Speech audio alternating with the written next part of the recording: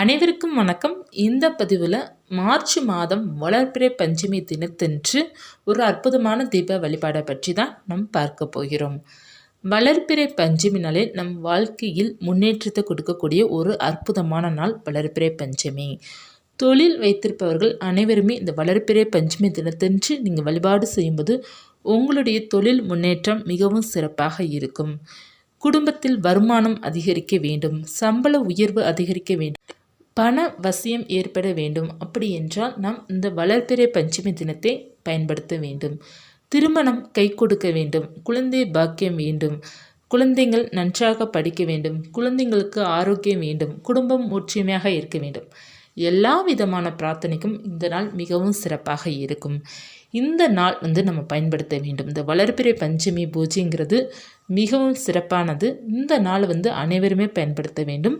வளர்பிறை பஞ்சமி மார்ச் மாதத்துக்குரியது என்றைக்கு வருகின்றது அப்படின்னா மார்ச் 14ஆம் தேதி பங்குனி மாதம் 1ஆம் தேதி வருகின்ற வியாழக்கிழமை அன்று தான் நமக்கு வளர்பிறை பஞ்சமி. நீங்கள் பூஜை நேரம் மாலை 6 மணிலேருந்து இரவு 9 மணிக்குள்ளே உங்களுக்கு எந்த நேரம் முடியுதோ அந்த நேரத்தில் வழிபாடு செய்துக்கோங்க. மிகவும் சிறப்பாக இருக்கும். இந்த வளர்பிறை பஞ்சமி தினத்தன்று நம் எந்த தீபம்லாம் ஏற்றலாம் அப்படிங்கிற பதிவு நம்ம நிறையா கொடுத்துருக்குறோம். அதில் உங்களுக்கு எந்த தீபம் ஏற்ற முடியுதோ அந்த தீபம் ஏற்றிக்கோங்க. ஏன்னா எல்லோராலையும் எல்லா தீபமும் நம்ம ஏற்ற முடியாது இல்லையா. ஒரு சில பேருக்கு ரொம்ப எளிமையாக கிடைக்கக்கூடிய ஒரு சில தீபம் ஏற்ற முடியும். ஒரு சில பேருக்கு அந்த பொருள் கிடைக்க மாட்டேங்குது அப்படிங்கிறதும் சொல்கிறீங்க. அதனால் உங்களுக்கு எந்த தீபம் ஏற்ற முடியுதோ அந்த தீபத்தை நீங்கள் ஏற்றினால் போதும். உங்களுக்கு கிடைக்கக்கூடிய பொருட்கள் வைத்து நீங்கள் தீபம் ஏற்றி வைத்து வராகியனை மனதார பிரார்த்தனை செய்தாலே போதும். வராகியன் அருள் பரிபூர்ணமாக கிடைக்கும். இந்த வளர்பிறை பஞ்சமியில் எந்த தீபம் நம்ம ஏற்றலாம் அப்படிங்கிற பதிவு நான் ஆல்ரெடி கொடுத்துருக்குறேன். அந்த தீபம் ஏற்ற முடியல அப்படின்னா இந்த தீபத்தை ஏற்றிக்கோங்க. இந்த தீபம் ஏற்றுவது மிகவும் சிறப்பானதாக இருக்கும். என்ன தீபம் அப்படின்னா செம்பருத்தி இலை தீபம். இந்த செம்பருத்தி இலை தீபம் அந்தளவுக்கு விசேஷமான ஒரு தீபம். பணத்தை ஈர்த்து தரக்கூடிய ஒரு அற்புதமான வழிபாடு தான் இந்த செம்பருத்தி இலை வழிபாடு. இந்த செம்பருத்தி இலை வைத்து வராகி அன்னைக்கு நீங்கள் தீபம் ஏற்றி வைத்து வழிபாடு செய்யலாம். இந்த செம்பருத்தி இலை வைத்து நீங்கள் வராகி எண்ணெய் படத்திற்கு அலங்காரம் செய்து வழிபாடு செய்யலாம், அர்ச்சனை பண்ணலாம். உங்களால் எந்த அளவுக்கு செம்பருத்தி இலை கிடைக்குதோ அந்த அளவுக்கு உங்களுடைய பூஜைக்கு நீங்கள் பயன்படுத்துவது மிகவும் விசேஷமானதாக இருக்கும். செம்பருத்தி இலை ப்ளஸ் செம்பருத்தி பூ நம்ம கட்டாயமாக தினந்தோறும் நம்மளுடைய இல்லத்தில் இருக்கிற சுவாமி படங்களுக்கு செம்பருத்தி பூ வைப்பது மிகவும் சிறப்பாக இருக்கும். நமக்கு கிடைக்கின்ற நாட்டு செம்பருத்தி பூ பயன்படுத்த உங்களுடைய இல்லத்தில் வருமானம் அதிகரிக்கும், பணத்தை இது தரக்கூடிய ஒரு அற்புதமான தாந்திரிகம் தான் இது. செய்து பாருங்கள். எல்லோருமே வீட்டில் கட்டாயமாக செம்பருத்தி செடி வைக்கலாம், தாராளமாக வைக்கலாம். கொஞ்சம் பராமரிப்பு கொஞ்சம் அதிகமாக இருக்குமே தவிர எல்லோருமே வைத்து வழிபாடு செய்யலாம். ஒருவேளை உங்ககிட்ட செம்பருத்தி செடி இல்லைன்னா கூட பக்கத்தில் நமக்கு நிச்சயமாக கிடைக்கும். அந்த செடியில் போய் ஒரு 5 இலை மட்டும் பறிச்சுட்டு வாங்க. நல்ல இலையாக பார்த்து பறிச்சுட்டு வாங்க. பறிச்சுட்டு சுத்தமான தண்ணீரில் வாஷ் பண்ணிவிட்டு நீங்கள் என்ன செய்ய வேண்டும் அப்படின்னா அதுக்கு கட்டாயமாக மஞ்சள் குங்குமம் பொட்டு வைக்க வேண்டும். அதை நீங்கள் எப்படி ரெடி பண்ண வேண்டும் அப்படின்னா கஸ்தூரி மஞ்சள் எடுத்துக்கோங்க, கொஞ்சம் பச்சை கற்பூரம் எடுத்துக்கோங்க, பன்னீர், இந்த 3மே சேர்த்து நல்லா போட்டு நீங்கள் அரைச்சிக்கிடணும். அல்லது மிக்ஸ் பண்ணிக்கோங்க. கொஞ்சமாக எடுத்திங்கன்னா ஒரு அகல் விளக்கில் போட்டு நல்லா மிக்ஸ் பண்ணிவிட்டு அந்த செம்பருத்தி இலைக்கு மஞ்சள் குங்குமம் பொட்டு வைக்க வேண்டும். பொட்டு வைத்த பிறகு ஒவ்வொரு செம்பருத்தி இலைக்கு மேலே ஒவ்வொரு அகல் விளக்கு வைக்க வேண்டும். அந்த அகல் விளக்கிலும் இதே மஞ்சள் குங்குமம் பொட்டு வச்சுக்கோங்க. வைத்துட்டு 5 அகல் விளக்கு 5 செம்பருத்தி இலை எடுத்து நீங்கள் தீபம் ஏற்றி வைக்கணும். நெய் தீபமாக ஏற்றுவது மிகவும் சிறப்பானதாக இருக்கும். நெய் தீபம் ஏற்ற முடியவில்லை என்றால் நல்லெண்ணெய் தீபம் ஏற்றுவது ரொம்ப சிறப்பானதாக இருக்கும். நல்லெண்ணெய் தீபம் ஏற்றி வைத்துட்டு அந்த எண்ணெயில் ஒவ்வொரு கல்கண்டு போட்டு தீபம் ஏற்றுங்க. டைமண்ட் கல்கண்டுன்னு கேள்விப்பட்டிருப்பீங்க இல்லையா. நம்ம நெய்வேத்தியத்துக்கு வைப்போம் பார்த்திங்களா, அந்த கல்கண்டை ஒவ்வொரு அகல் விளக்குலையும் நீங்கள் போட்டு தீபம் ஏற்றி வைத்து வழிபாடு செய்யுங்க. பணம் வசியம் உங்களுக்கு உண்டாகும். நீங்கள் நினைக்கிற பணம் உங்களை சேரும். செம்பருத்தி பூ வராகி எண்ணெய் படத்திற்கும் அந்த விளக்குக்கும் நீங்கள் அலங்காரம் செய்துக்கோங்க. செம்பருத்தி பூ ரொம்ப சிறப்பானது. நம்ம எந்த அளவுக்கு நம்மளுடைய பூஜைக்கு செம்பருத்தி இலை பயன்படுத்துகிறோமோ அந்தளவுக்கு விசேஷமானது. உங்களுக்கு நல்ல ஒரு செல்வம் அதிகரிக்கும், வருமானம் அதிகரிக்கும், சம்பள உயர்வு நிச்சயமாக கிடைக்கும். நிறைய பேருக்கு பணம் தடைகள் அதிகமாகவே இருக்கும் பார்த்திங்களா. அவங்க எல்லாருமே செம்பருத்தி இலையை பயன்படுத்துங்க, செம்பருத்தி பூவும் பயன்படுத்துங்க. உங்களுக்கு பண தடை நீங்கும். வியாழக்கிழமை பார்த்தீங்க அப்படின்னா நமக்கு வளர்பிறை பஞ்சமி தினம் வருது. ப்ளஸ் நமக்கு காரடியான் நோன்பு அப்படிங்கிறதும் ஒன்று வருகின்றது. அந்த நோன்பு எதற்காக அப்படின்னா சுமங்கலி பாக்கியம் கிடைப்பதற்காக, கணவனுடைய ஆயுள் அதிகரிப்பதற்காக, கணவன் மனைவி ஒற்றுமை இருப்பதற்காக, ப்ளஸ் நமக்கு அதுவும் சேர்ந்து வருகின்றது. அந்த நாள் மிகவும் விசேஷமான நாள். கணவன் மனைவி ஒற்றுமை அதிகரிக்க வேண்டும் அப்படிங்கிறதையும் நீங்கள் அம்பாள்கிட்ட நீங்கள் வேண்டிக்கோங்க. நிச்சயமாக அது நடக்கும். கணவன் மனைவிக்குள்ளே சின்ன சின்ன சண்டைகள் இருக்கும் பார்த்தீங்களா, அவங்க எல்லோருமே வராகின்ற அந்த நாள் நீங்கள் நானும் என்னுடைய கணவனும் மிகவும் சந்தோஷமாக இருக்க வேண்டும் அப்படிங்கிறத நீங்கள் பிரார்த்தனை பண்ணுங்க. உங்களுடைய கணவன் உங்களை எந்த அளவுக்கு புரிஞ்சிக்க வேண்டும் அப்படிங்கிறத நினச்சி நீங்கள் பிரார்த்தனை பண்ணுங்க. நிச்சயமாக அது நடக்கும். ஏன்னா அந்த தினம் அம்பாளுக்கு வழிபாடு செய்கின்ற ஒரு முக்கியமான நாள். அந்த நாளன்று நீங்கள் வழிபாடு செய்வது ரொம்ப விசேஷமாக இருக்கும்.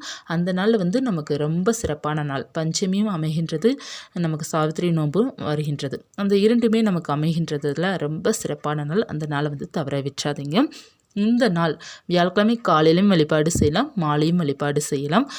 நம்ம காலையில் நமக்கு 7 மணிக்கு மேலே தான் பஞ்சமி தேதி இருப்பதனால் நீங்கள் காலை 7 மணிக்கு மேலேயும் வழிபாடு செய்யலாம். ஒரு 7:30 to ஒரு 9 மணிக்குள்ளே வழிபாடு செய்யலாம், அல்லது 10 மணிக்குள்ளே கூட நீங்கள் வழிபாடு செய்யலாம், அல்லது மாலை பூஜை செய்வது ரொம்ப சிறப்பானது. எப்போதுமே வராகி அன்னைக்கு பார்த்தீங்கன்னா பிரம்ம முகூர்த்த வழிபாடு அல்லது மாலை இரவு நேர வழிபாடு ரொம்ப விசேஷமாக இருக்கும். இரவு நேர வழிபாடு வராகி அன்னைக்கு உரியதாக இருந்தாலும் நம்ம இரவு 9 மணிக்குள்ளே முடிப்பது ரொம்ப சிறப்பு. நமக்குன்னு ஒரு குடும்பம் வாழ்க்கை இருக்குது, குடும்பம் ஒன்றே இருக்கிறது அப்படிங்கிறத நீங்கள் மனசில் வைத்துக்கொள்ளுங்கள். ஏன்னா ஒரு சகோதரி கூட கேட்டிருந்தாங்க, அவங்க 48 நாள் பூஜ்ஜியம் 12 மணிக்கு பண்ணிகிட்டு இருக்கிறாங்க அப்படிங்கிறது சொல்லியிருந்தாங்க. அந்த மாதிரிலாம் நம்ம பண்ணணும் அப்படிங்கிறது கிடையாது. நான் உங்களுக்கு அதிலே ரிப்ளை பண்ணிவிட்டேன். இரவு 9 மணிக்குள்ளே நீங்கள் பூஜை செய்துக்கோங்க அப்படின்ட்டு. எதற்காக எல்லாருமே 12 மணி 11 மணிக்கு பூஜை பண்ணணும் அப்படிங்கிறத நீங்கள் விருப்பப்படுறீங்க அப்படிங்கிறது எனக்கு தெரியல. ஏன்னா நிறைய பேர் அதைத்தான் நினைக்கிறீங்க, இரவு நேர வழிபாடு ரொம்ப நல்லா இருக்குன்னா நம்ம இரவு நேரத்தில் தான் வழிபாடு செய்யணும் அப்படிங்கிறது நினைக்கிறீங்க. அப்படிலாம் இல்லை. காலை பிரம்ம முகூர்த்த நேரத்துலையும் வழிபாடு செய்யலாம். மாலை 6 மணிக்கு மேலே இரவு 9 மணிக்குள்ளே நம்ம வழிபாடு செய்வது 100% உங்களுக்கு நல்ல மாற்றத்தை கொடுக்கும். நம்பிக்கையுடன் இருங்க. இல்லை உங்களுடைய விருப்பப்படி நீங்கள் இரவு நேர வழிபாடு பண்ணுவதா உங்களுக்கு பிடிச்சிருக்கு அப்படின்னா அது உங்களுடைய விருப்பம் தான். நம்ம சொல்கிறது நம்மளுடைய கடமை, உங்களுடைய விருப்பம் தான் அதற்கப்புறம் மற்றது. இந்த பஞ்சமி தினத்தன்று விரதம் இருப்பவர்கள் பார்த்தீங்க அப்படின்னா காலையில் வராகி அன்னைக்கு ஒரு தீபம் ஏற்றி வைத்து நீங்கள் விரதம் இருக்க ஆரம்பிச்சுட்டு முடிந்தால் பட்டினியாக இருக்கலாம், அப்படி இல்லைன்னா பால் பழங்கள் எடுத்துக்கொள்ளலாம். மாலை நேரம் பூஜை செய்து முடித்த பிறகு நீங்கள் விரதத்தை முடித்துக்கொள்ளலாம். விரதத்தை முடித்து கொள்வதற்காக நம்ம ஏதாவது ப்ரொசீஜர் ஃபாலோ பண்ணணுமா அப்படின்னா அப்படிலாம் இல்லைங்க. நீங்கள் விரதத்தை முடிக்கிறது எப்படி அப்படின்னா நீங்கள் சுவாமி கும்பிட்டு அர்ச்சனைலாம் பண்ணிவிட்டு நீங்கள் நைட்டு இரவுக்கு நீங்கள் என்ன சாப்பாடு பண்ணியிருக்கீங்களோ, அதாவது வேக வைத்தது நம்ம சாப்பிட்லாம். இட்லி, இடியாப்பம் அல்லது சாப்பாடு, பருப்பு, சாம்பார் வைத்து கூட்டு வைத்து இலை போட்டு சாப்பிட்ற பழக்கம் ஒரு சில பேருக்கு இருக்கும். அந்த மாதிரி கூட நீங்கள் சாப்பிடலாம். ஒருவேளை இலை இல்லாதவர்கள் நீங்கள் விரதம் இருக்கிறதுக்காக ஒரு தனியாக ஒரு புதிய தட்டு வாங்கிக்கோங்க, அதாவது ஒரு பிளேட் வாங்கிக்கோங்க. அந்த பிளேட் எப்போதுமே நீங்கள் விரதத்துக்கு மட்டும் பயன்படுத்துகிற மாதிரி பாதுகாப்பாக வச்சுக்கோங்க. நம்ம தினமும் அன்றாட பழங்குற பாத்திரத்தை கூட அதை சேர்க்காமல் அதை தனியாக வச்சுட்டு நீங்கள் விரதம் இருக்கிற அன்னைக்கு மட்டும் அந்த தட்டில் போட்டு நீங்கள் சாப்பிடணும். அதற்குன்னு தனியாக ஒரு பிளேட்டு, அதற்குன்னு ஒரு தனியாக ஒரு கிளாஸ் ஒன்று வச்சுக்கோங்க. இவ்வளோதாங்க, ரொம்ப எளிமையானதான். நீங்கள் பூஜை செய்துட்டு நீங்கள் இரவு சாப்பாடு என்ன சமைச்சு வச்சுருக்கீங்களோ அதை நீங்கள் பூஜை முடிச்சுட்டு சாப்பிட்டுக்கலாம். இது எளிமையான விரத வழிபாடு. வராகியம்மனுடைய படமோ சிலையோ இல்லை அப்படின்னா நீங்கள் இந்த செம்பருத்தி இலை தீபம் மட்டும் ஏற்றி வைத்து நீங்கள் ஒரு செம்பிலையோ அல்லது ஒரு டம்ளரில் தண்ணி வைத்து வழிபாடு செஞ்சாலே போதும், நல்ல மாற்றங்கள் கிடைக்கும். ஒருவேளை உங்களுக்கு இல்லை நான் ஏதாவது வைக்கணும் அப்படின்னு நீங்கள் விருப்பப்பட்டீங்க அப்படின்னா மஞ்சள் விநாயகரை பிடிச்சி வைப்போம் பார்த்தீங்கன்னா, அதே போல் பிடி மஞ்சளாக வைத்தாலே அது வராகி எண்ணெயாக நீங்கள் நினச்சி வச்சிங்க அப்படின்னா அது வராகி எண்ணெய் தான். அதில் அவங்க எழுந்தருளை செய்து நீங்கள் வழிபாடு செய்யலாம்.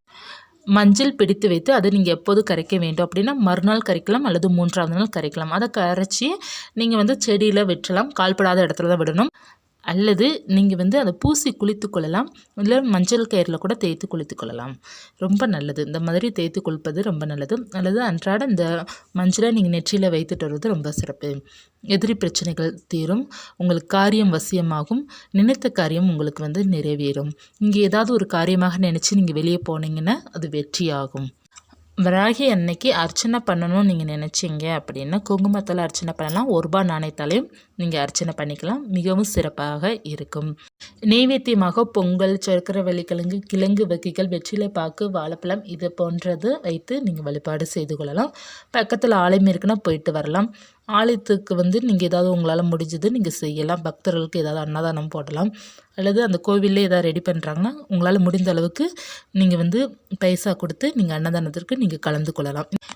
இந்த மாதிரி உங்களால் முடிந்த அளவுக்கு நீங்கள் வந்து உதவி மற்றவர்களுக்கு செய்யலாம். அப்படி இல்லை நம்ம கலந்து கொள்ளலாம். ரொம்ப சிறப்பானது.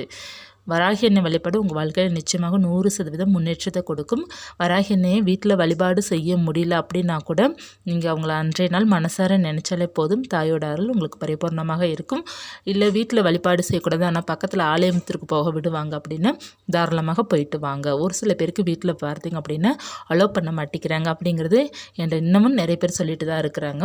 அதாவது இப்போ மாமியார் மருமகள் இருக்கிறாங்க அப்படின்னா மருமக வழிபாடு செய்யணும்னு விருப்பப்படுவாங்க. ஆனால் மாமியார் விட மாட்டாங்க. நீங்கள் வந்து உங்களுடைய மாமியார் பேச்சு தான் கேட்கணும். அதுவே உங்களுக்கு நல்லது. ஏன்னா அவங்க தான் உங்களுடைய வீட்டில் வந்து பெரியவங்க. அவங்க வேண்டான்னு சொல்லிட்டானே நீங்கள் கொஞ்ச நாள் அமைதியாக விட்டுருங்க. பக்கத்தில் ஆலயம் இருக்குன்னா போயிட்டு வழிபாடு செய்துட்டு வாங்க. ஒரு சகோதரி கூட சொல்லியிருந்தாங்க, அவங்களுடைய வீட்டில் வந்து அவங்களுடைய மாமனார் வந்து வராகி அன்னையை வழிபாடு செய்யக்கூடாது, வீட்டில் வந்து சிலையோ படம் வைக்கக்கூடாது அப்படிங்கிறது சொல்லியிருந்தாங்க. அவங்களுக்கு வந்து ஆனால் வைக்கணும்ன்ட்டு ரொம்ப விருப்பம், ரொம்ப ஆசை. ஆனால் அவங்களுடைய வீட்டில் வந்து விடவில்லை. அதற்கு அவங்களுடைய கணவனும் பார்த்தீங்கன்னா அவங்களுடைய அப்பா சொல் பேச்சு தான் கேட்குறாங்க அப்படிங்கிறது நீங்கள் சொல்லியிருந்தீங்க. இதில் நான் என்ன சொல்ல வரேன் அப்படின்னா, உங்களுடைய வீட்டில் வந்து விடலை அப்படின்னா நீங்கள் வந்து அமைதியாக விட்டு தான் ரொம்ப நல்லது. நீங்கள் வந்து ஒரு பிரச்சனை பண்ணி நான் அப்படி தான் கும்பிடுவேன் அப்படி தான் செய்வேன்னு பிரச்சனை பண்ணிவிட்டு நீங்கள் ஏதாவது ஒரு பூஜை செஞ்சீங்கன்னா அதற்கான பலன் வந்து கிடைக்காது. ஏன்னா நம்ம வந்து எந்த ஒரு வழிபாடுமே பார்த்தீங்க அப்படின்னா வராகி அன்னை வழிபாடு மட்டும் இல்லை, எல்லா ஒரு கடவுளுடைய வழிபாடும் பார்த்தீங்கன்னா பிரச்சனை இல்லாமல் நம்ம செய்யணும். ஒரு தீபம் ஏற்றினா கூட சண்டைப்படாமல் தீபம் ஏற்றினால்தான் அந்த தீபம் ஏற்றுவதற்கான முழு பலன் நமக்கு கிடைக்கும். எப்போதும் உங்களுடைய மாமனாரோ உங்களுடைய ஹஸ்பண்டும் எப்போ சரின்னு சொல்கிறாங்களோ அப்போ தான் நீங்கள் வராகி அம்மனுடைய படமோ சிலையை வைத்து நீங்கள் வழிபாடு செய்யுங்க. அதுவரை கொஞ்சம் பொறுமையாக இருங்க. ஏன்னா நீங்கள் வந்து அவசரப்பட்டு சண்டைப்பட்டு எது செஞ்சாலும் அது நமக்கு வந்து ஒரு நல்ல ஒரு மாற்றத்தை கொடுக்காது. பிரச்சனையில் போய் தான் ஏதாவது முடியும். அப்புறம் அதுக்கப்புறம் அதுவே உங்களுக்கு பிரச்சனையாக ஆயிடாமல் அதனால் வந்து கேர்ஃபுல்லாக இருங்க. கட்டாயமாக அவங்க மாறுவாங்க. அந்த நம்பிக்கையுடன் இருங்க. வராகி அன்னை எப்போதுமே உங்களுக்கு துணையாக இருந்து மாற்றி கொடுப்பாங்க.